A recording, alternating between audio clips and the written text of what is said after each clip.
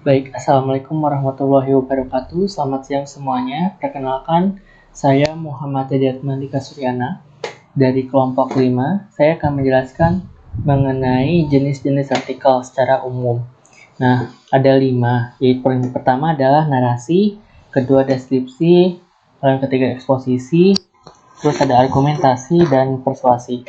Nah, untuk narasi ini biasanya jenis teks artikelnya adalah dia akan menjelaskan secara kronologis. Apa maksudnya?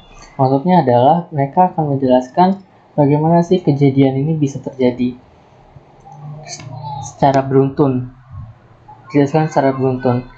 Misal pada yang sedang hangat-hangat sekarang adalah COVID-19.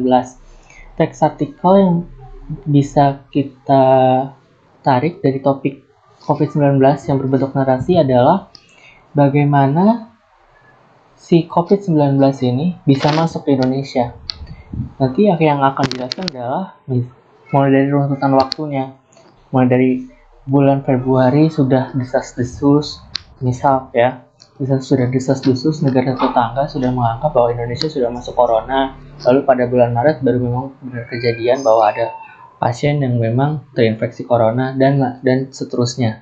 Itu akan dijelaskan di teks narasi atau juga bisa juga teks artikelnya berbentuk biografi seperti itu. Lalu yang kedua, deskripsi. Untuk deskripsi, kalau kita ambilnya dari topik COVID-19 lagi, kita akan mendapatkan teks artikel yang berisi tentang apa sih itu COVID-19, kayak gitu.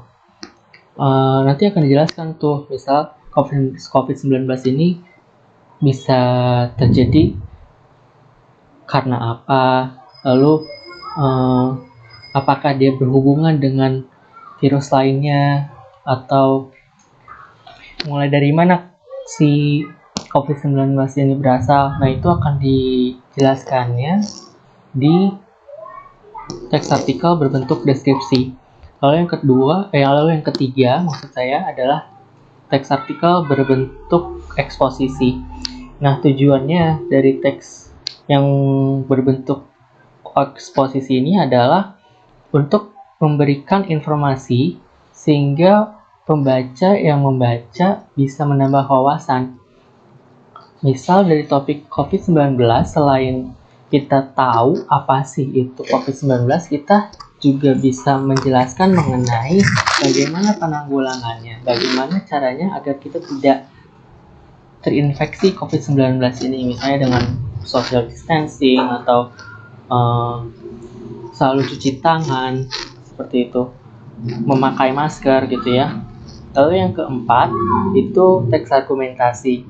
Untuk teks argumentasi ini biasa kita kenalnya sebagai teks editorial.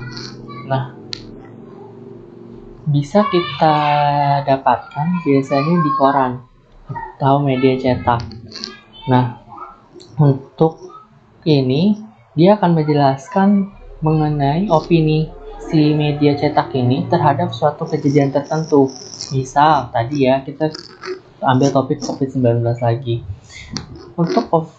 Dia akan menjelaskan tentang bagaimana sih pemerintah selama ini menanggulangi tentang COVID-19 ini. Nah, dia akan menjelaskan apakah baik atau buruk. Kalau baik, apa buktinya, dan kalau buruk, apa buktinya.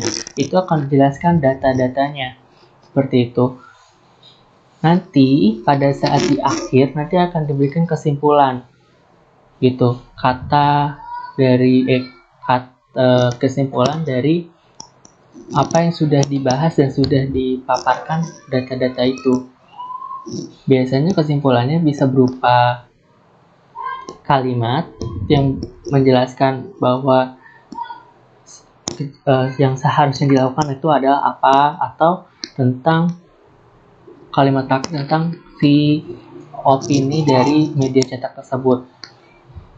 Terus yang terakhir adalah teks artikel berbentuk persuasi.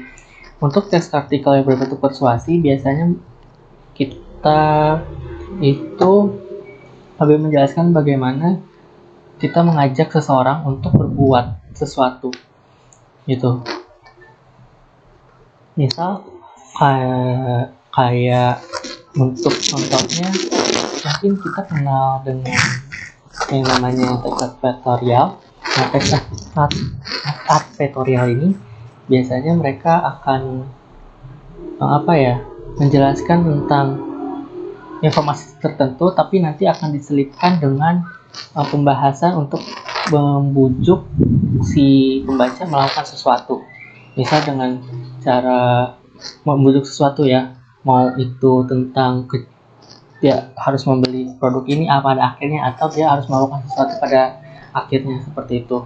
Nah, untuk jenis-jenis itu saja yang bisa saya sampaikan untuk jenis-jenis artikel yang bisa saya sampaikan. Kita akan ke slide selanjutnya, yaitu mengenai struktur artikel yang akan dijelaskan oleh rekan saya nanti. Segitu saja, kurang lebihnya mohon maaf. Wassalamualaikum warahmatullahi wabarakatuh.